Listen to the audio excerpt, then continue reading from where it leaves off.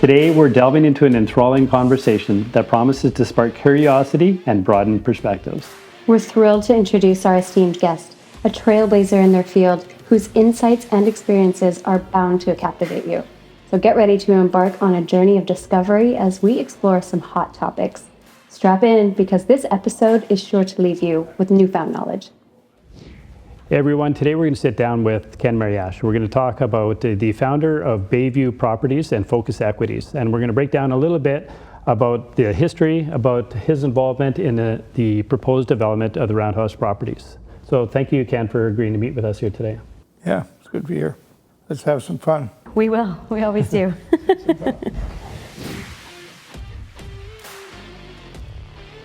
As we know, many people will have many questions around what's happening with this property and what the future of the property is. Can you introduce yourself, Ken, to the audience and tell us how you got into real estate development? Ken Mariash. I think this is kind of my 55th year of the business. My background is construction, Bachelor of Arts and Science, and Bachelor of Commerce and Architecture, MBA, just to round things off. So trying to not overwhelm anybody, but at least respect my profession by doing as much study, as I can to help the process and, do meaningful things that care about good projects, good community, and making, better communities. Most people in architecture are not involved anymore at my age. And so I do it because that's what I like to do. And I'm going to do it as long as I can. Well, if you're good at it and you love it, it's not work at the end of the day, right? Doesn't seem to be, but sometimes my body says so. Yeah, right. That's fair. That's fair. We grew up on a farm in Saskatchewan. Years ago, I went back to the town and I bought, let me say I purchased the farm. I don't want to say I bought the farm. Right. Yeah.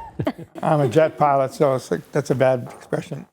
And on that farm, we learned how to build buildings and design buildings. You always need another building. My grandfather had a large area of land that he owned as a flour mill, but he was a carpenter builder. And when he didn't want to do white flour anymore, he tore down his mill and developed all that property into 5 or 6 city blocks. So I witnessed sort of what that was.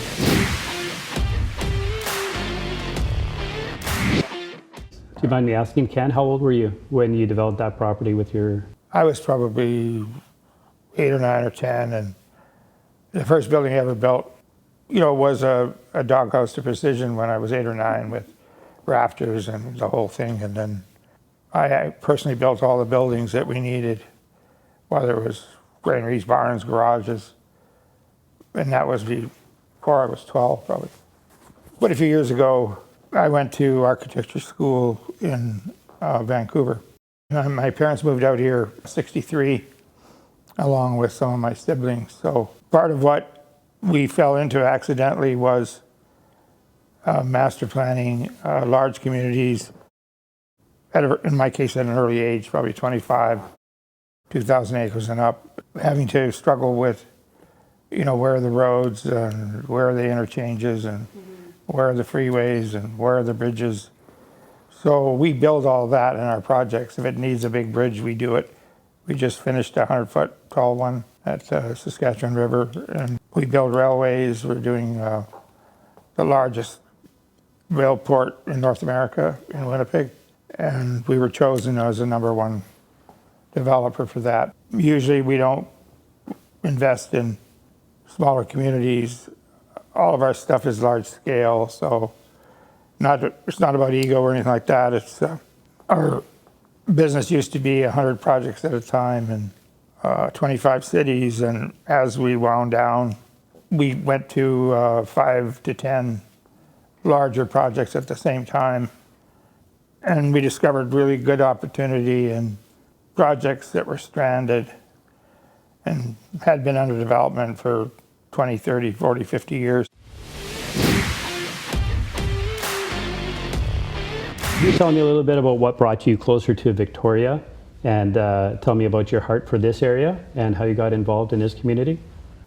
West side of Victoria was suffering, and people stayed away from this land because it had all failed and the waterfront projects failed. And that was partly built based on the theory that people would live in these sort of short, wide buildings that don't exist, other than Paris when they were built during Napoleon. For some people's perspective, that inspired these 5-story, 10, 8-story buildings, but the people didn't buy them. So these poor developers all went bankrupt. So what year did you buy this property here in Victoria? Yeah, it was 1999, I think.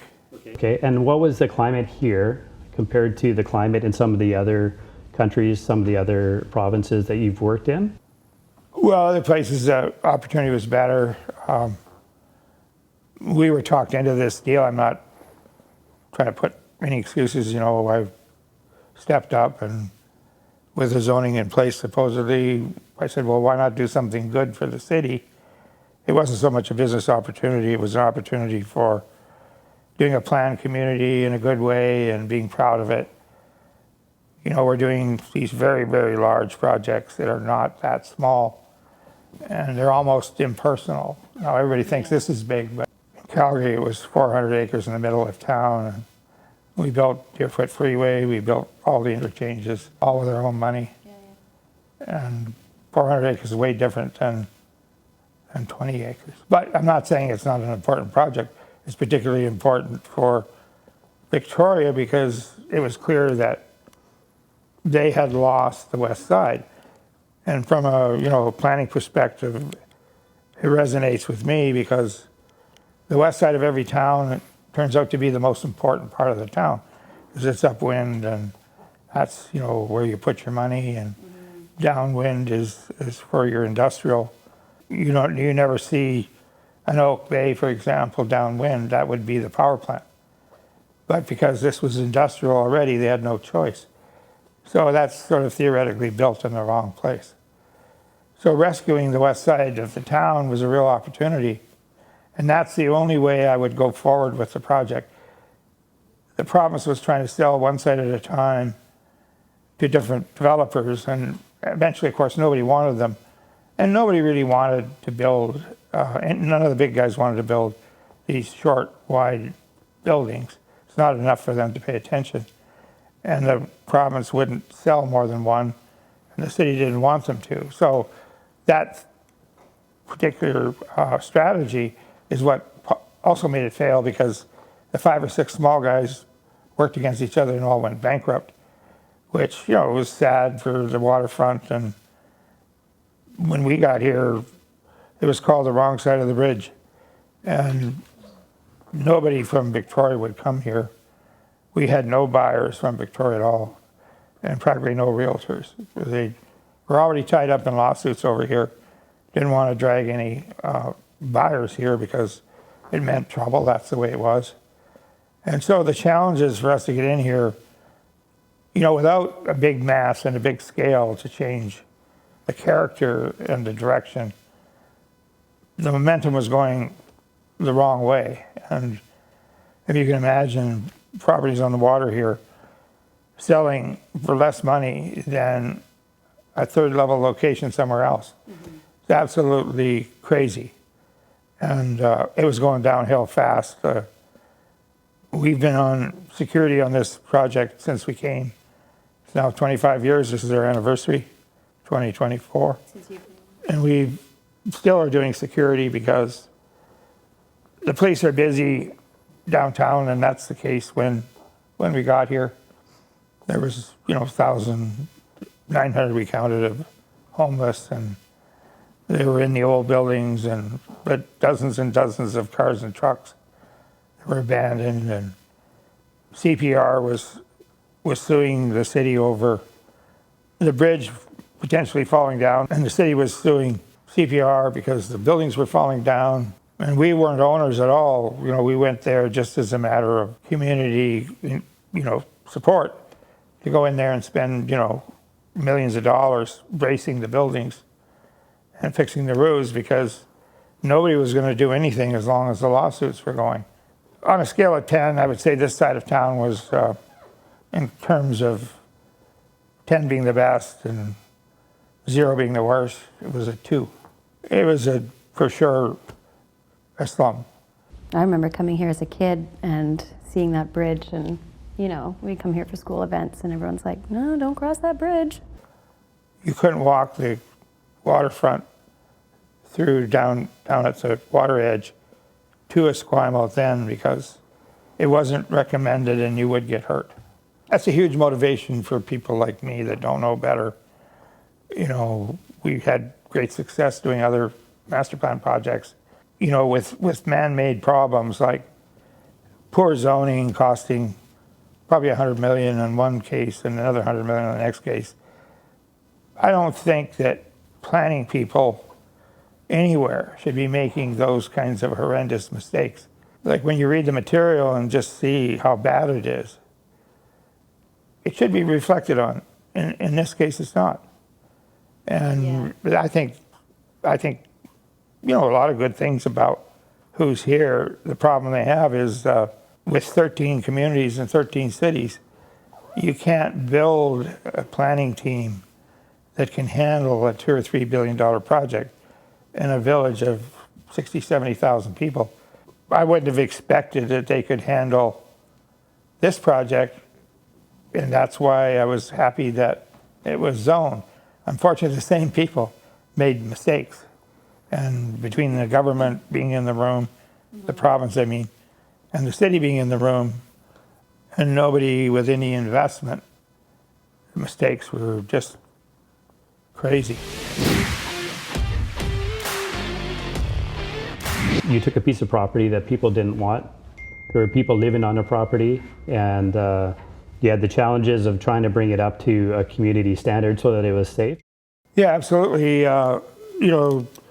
The bet, for what it was worth, was that we could change the character of the area with a very large project so that people would come here and see the future, because this is a very, tightly put together plan of architecture and discipline and repetition that gives people that place to live.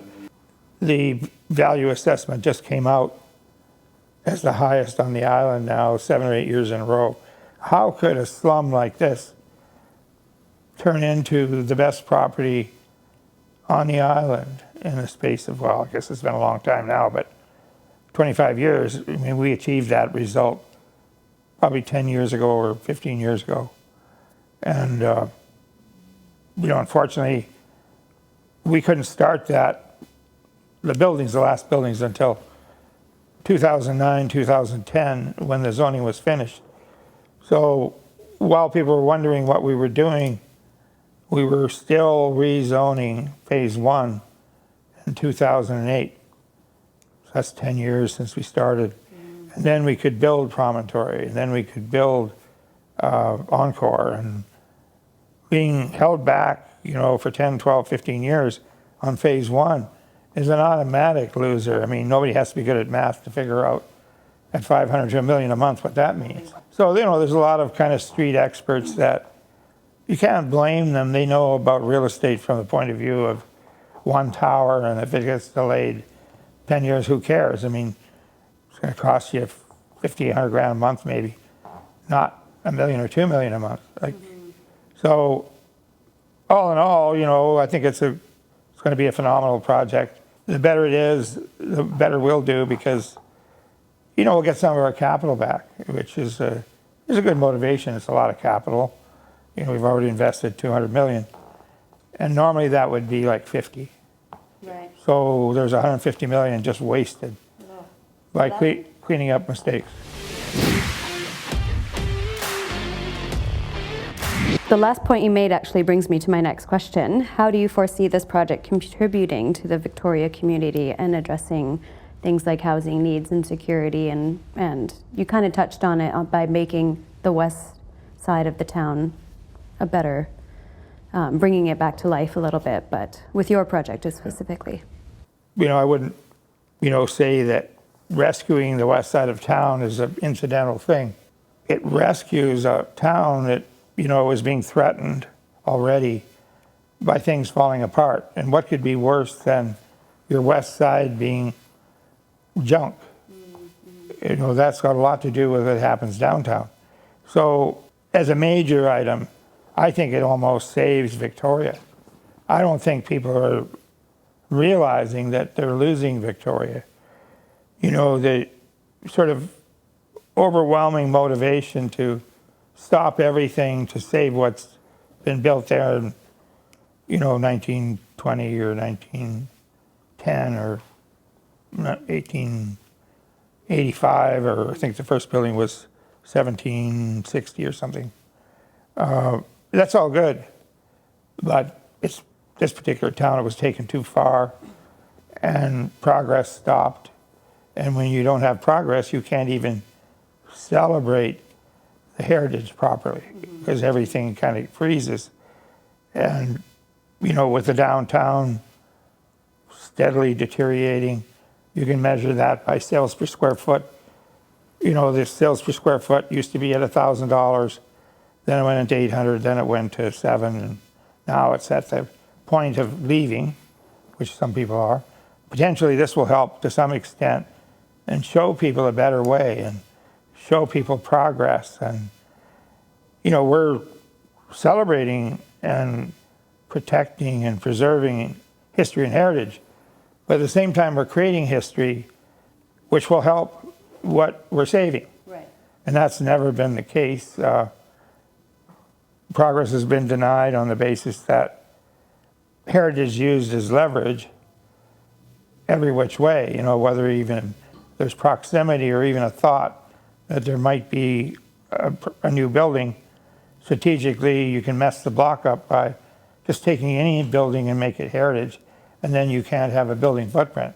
So the town has been strategically strangled. If you look at where all the red dots are, if that represents heritage, there's 150 of them. You know, Councillor Madoff, you know, dedicated her life single-mindedly to that effort, which is a good thing. But taken too far, you can take anything and create damage. Mm-hmm. You know, I find that when I drink too much, I get a headache. Me too.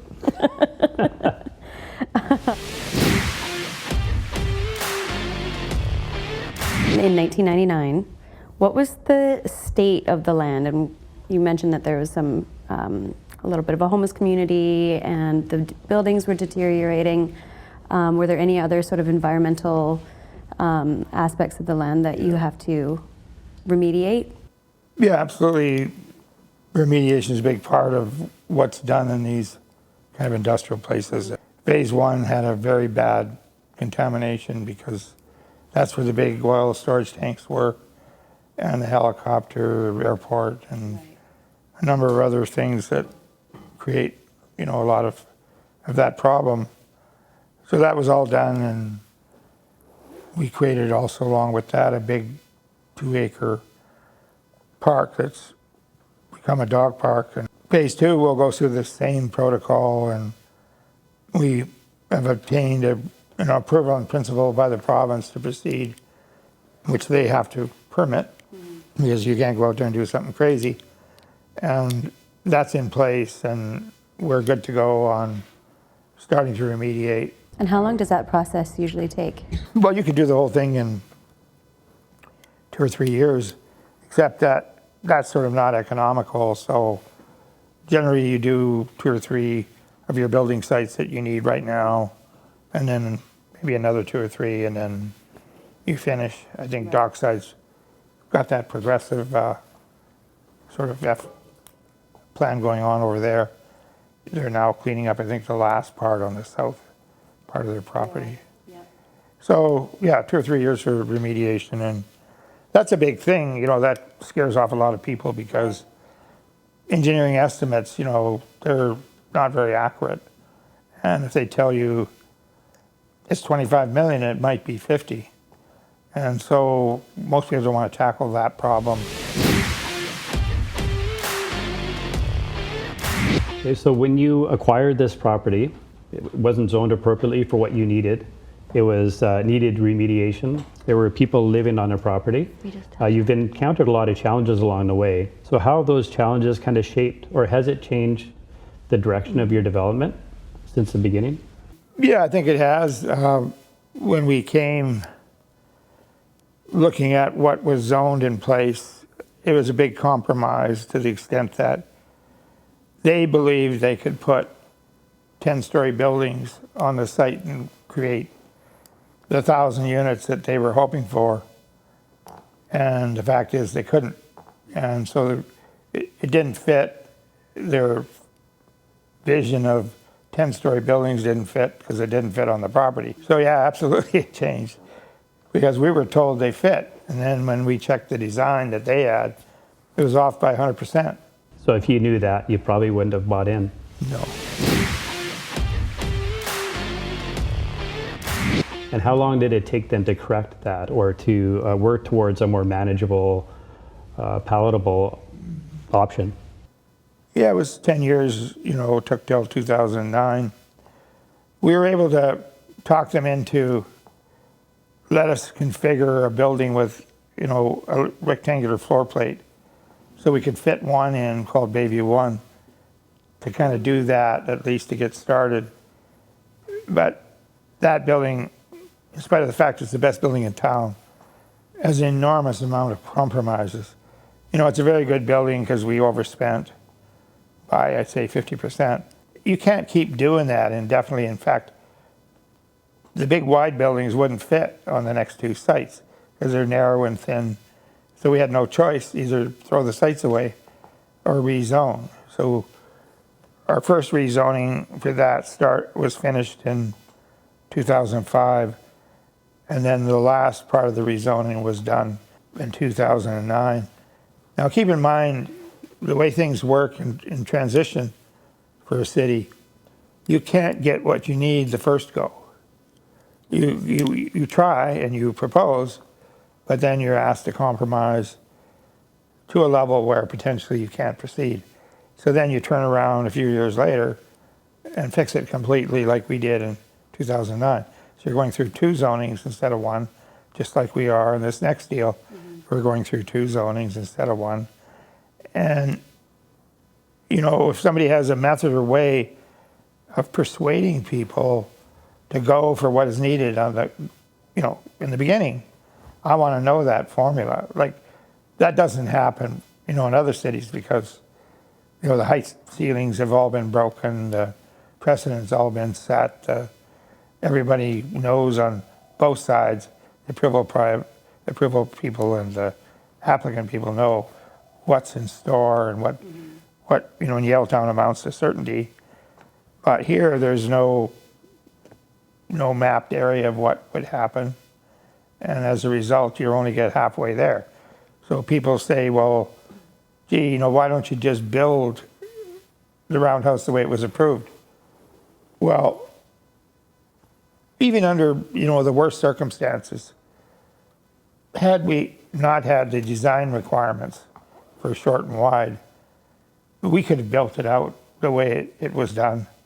Same place for the buildings, just towers instead of these big wide things that nobody understands. And then requirements that say you have to do it that way. The city was saying, well, go ahead and do it whichever way you want, or you need to, based on fact and measurements. And we did that, and then they just turned it down because they couldn't do anything else. The requirement said it had to be this big, wide, long, stupid thing. So the planner can't do anything about that. So your frustration is you've been going to council, and by the time you get to council to meet their requirements, then there's a new council in place? Yeah, that's a big part of it. The way zoning and land use works is that the key parts of the players in the whole process is a planning department and a design director. And the design director has a lot to say about what direction staff is going and how they perceive, good planning and official community plans and all those things.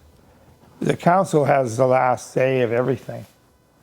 And but they're new, and the staff is there 20 years, so you know who's got the gun. It's going to be the people that have been there and that are shaping the packages and shaping the vision and doing the official community plan work. So council, it takes at least one whole term, 4 years, to get enough understanding to debate at such a fundamental level. Those two teams are fundamental to what happens. The mayor is also kind of part of it because they can take things in a certain direction. It's a very powerful location. The one that we use the most, is the community. Like in almost every city we're in, almost a quarter of our, half of our team is spent with community discussion and engagement. In Calgary, there's 5, 2 miles long, 2 miles wide. There was 5 communities, and we spent 5 days a week at their, with them, at their different spots. Yeah. A complete team. That's all they did every day. And to make it easier, we hired them planners, and we hired them lawyers, because we would rather work with a group that has advice. Yeah, for sure. That somebody's in their corner helping them, because otherwise we're busy educating people. Right. So that kind of leads me to the next question, Ken. Maybe you could share for us a little bit of information about what you're doing to engage the community. What does that process look like for you along the journey? But more particularly, what does it look like now as you're looking to the final stages of this development? Yeah, well, I think that's a good question. Our process is, well established over a 30, 40-year period. And so whatever we do in Calgary, which is excessive, they're very difficult to work with. In some cases, much harder than here. We form a team and hire strategic people, both in-house and out-house. And we have very, very, disciplined methods that we propose to the team. We do our best to train them and bring them along.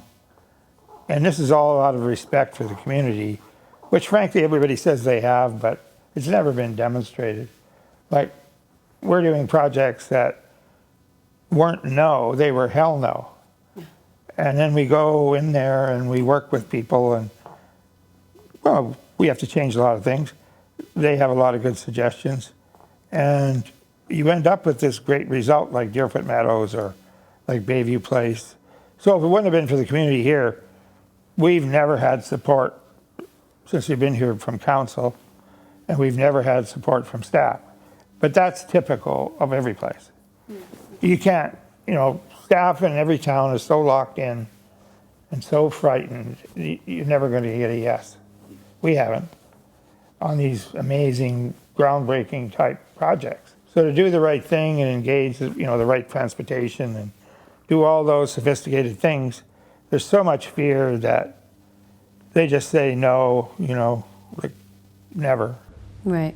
And then we fill the bleachers with so many people. They look around and go, oh my God. The exact words when we finished zoning these 2 parcels, whether, it didn't matter which mayor it was, but in this case, one of them was Dean Fortin. And he listened to 3 hours of positive comments. The place was full, and he said to Pam, well, Pam, we've voted against this project forever. Looks by the way the room is full and 90% are speaking in favor of the project. I think we should change our mind. And she said, speak for yourself. So everybody voted unanimously for it, and she voted against it. And in some respects, her pushback on the province out here was what made things so bad. And her vision for the waterfront with those buildings, you can look up the media articles, and that was, those were supposed to look like Empress Hotel. They put those little pointy things, and then the architects referred to them as LPTs. I don't see how you make an Empress out of stucco, but that's what happened. And anyway, she pushed the province into a corner and put them under, years and years of duress. And finally, for whatever reason, the province compromised and said, okay, cut our buildings off and just give it to us. But that was a quick solution that wasn't a solution. Because if you're going to shorten them by such a drastic amount, what do they look like? They didn't bother with that. But when you're fatigued after 20 years of being harassed, you're just going to do anything to get out of jail. Yeah. And frankly, I think the staff felt the same. So what's the point of all these arguments forever? And it's still going on. Like, she's running the show on the pushback right now. How do you anticipate this project's impact on the market in terms of affordability, rentability, taller, thinner towers as opposed to lower and spread out? How many units is it going to add, and how do you think that's going to impact Victoria's market? We're putting 800 units on that north piece of land, which, as they say, doubles everything, and very little on the south at all. So that's a big contribution. That land would have sat there maybe another 10 years, empty. Eventually, it would have got developed, I think, by us or somebody. So that's a big market helper. And, with scale, of course, if we wouldn't have been delayed 5 years, we could have really dropped the price for rent on those units. Right now, I think condo market is very soft. Everything swung heavily toward rental because down payments and carrying expensive mortgages are too much, and people have no alternative but to rent and keep their powder dry and save more money for down payment and hope that rates will go down, which they will. Not as much as they think, but they will. Condos will come back. That's a very slow way of developing a site because you have to do the project or the building sequentially.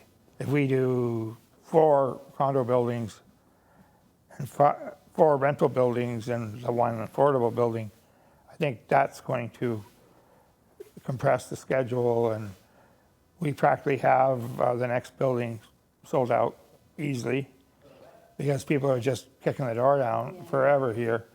We've got enough people in the project itself to sell it out. Can you tell me a little bit about your plan to introduce environmental stability, sustainability, green practices? Is that built into what you have here? We kind of win first prize without doing anything because, we're on a transportation corridor that's very convenient for walking and biking, which we're enhancing for sure. We're very close to the downtown, which is just about right. Anywhere closer, probably too close. So it's a nice, 15-minute walk. Our definition of sustainability, because there's many of them, is that, close proximity, keep transportation corridors short as possible, make it as walkable as possible, as bicycle as possible, which in this case, it's easy for us to do, but we didn't invent proximity. Now, squandering it is another story. Like putting this project as an average of 2.9 density is a sin. That's anti-sustainable. All the other projects are 6.5 on compressed, congested areas. Here you've got an opportunity with 20 acres of parks, ocean, all that, no population at all, because it's a 90-degree market.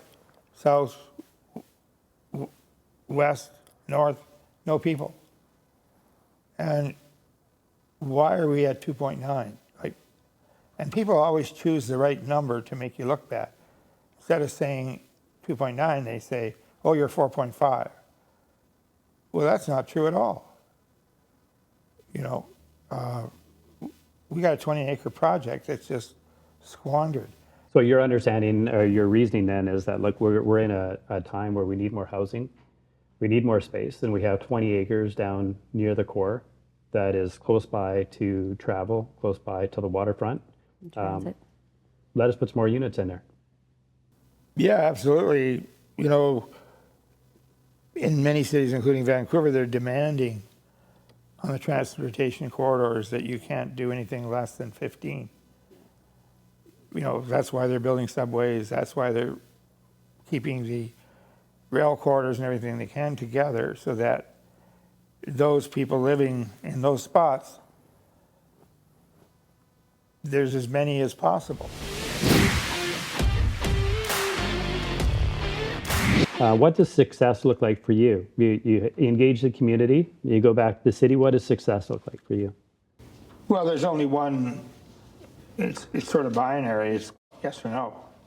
55 years of development experience, inside Canada, outside Canada, internationally. And now you're hopeful as we come into the home stretch here at the Roundhouse property. I just wanted to say thank you, Ken, for hosting us here, for hosting us for lunch, for giving us some information about the process you've been through. Jess and I are really thankful to have your insight and a little bit of a window into what your experience has been. So thank you. And that's a wrap. Yes, as we conclude today's session, we want to extend a heartfelt thank you to our incredible guest for sharing his invaluable insight and experiences. It's been an absolute pleasure diving into such an enriching conversation. And Victoria, we want to hear from you. Comment below, DM us, or connect with us via email. Our contact information is down in the caption, and you can also read more about this project at the website below, or even stop into the presentation center. They have an open door policy and are happy to answer any questions that you have. Don't forget to follow us for more thought-provoking discussions, and stay tuned for upcoming episodes that promise to inspire and to enlighten. We sure do. Remember, the power of learning never stops, so keep exploring and stay curious. Until next time.